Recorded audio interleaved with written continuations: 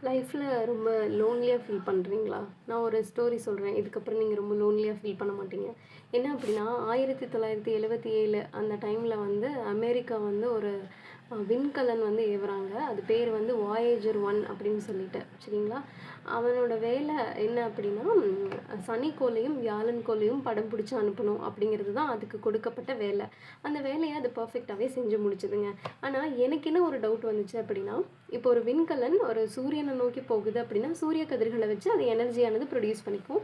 ஆனா, இது வந்து சூரியன் இருக்கிறதுக்கு ஆப்போசிட் டைரக்ஷன்ல போயிட்டுருக்கு. அப்போ இதுக்கான அந்த ஃபியூவல் எங்கேருந்து வந்திருக்கும்னு எனக்கு பெரிய டவுட் இருந்துச்சு. ஏன்னா, இப்போ வரைக்கும் அவன் ட்ராவல் பண்றான். கிட்டத்தட்ட அ பில்லியன் கிலோமீட்டர்ஸ தாண்டி அது ட்ராவல் பண்ணிட்டு தான் இருக்கு. இன்னும் நமக்கு சிக்னல்ஸ் அனுப்பிச்சுட்டு தான் இருக்கு. அப்ப எனக்கு ஒரு டவுட் வந்துச்சு. அதுக்கு ஃபியூல் எங்கேருந்து வந்திருக்கு? 1977 காலகட்டத்துல அவ்வளோலாம் வந்து சயின்ஸ் டெவலப் ஆகல. ஆனாலும் அ எப்படி ஃபியூல் இருந்திருக்கும் அப்படின்னு எனக்கு டவுட் இருந்துச்சு. நான் வந்து இந்த 11த், 12த்ல ஃபிசிக்ஸ் படிச்சது தாங்க. அதுக்கப்புறம் எனக்கு அத பத்தி ஒரு பேசிக் நாலேட்ஜே இல்ல. நான் கூகுள்ல கேட்கும்போது தான் கூகுள் சொன்னுச்சு. என்னன்னா, நீங்க ஸ்பேஸ்ல போய் நின்னுட்டு ஒரு பால வந்து வீசுறீங்கன்னு வைங்களேன். ஸோ நீங்க என்ன டைரக்ஷன்ல, என்ன ஸ்பீடுல வீசுனீங்களோ, அதே ஸ்பீடுல, அதே டைரக்ஷன்ல அது தொடர்ந்து பயணம் பண்ணிட்டே தான் இருக்கும். ஏன்னா, நம்ம பூமியில ஒரு கல்ல மேல தூக்கி போடுறோம். அது கீழ வருதுன்னா கிராவிட்டியால.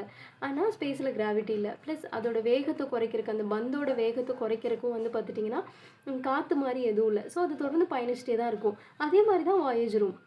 அதுக்கு ஒரு டெஸ்டினேஷன் அப்படின்னா, டெஸ்டினேஷனே இல்ல கைஸ் அதுக்கு. அது போயிட்டே இருக்கு. ம் எங்க போகுது? தெரியாது. ஆனா அது போகுது. அது ட்ராவல் ஆயிட்டு தான் இருக்கும். இன்னும் சிக்னல்ஸ் அனுப்பிச்சுட்டு தான் இருக்கு.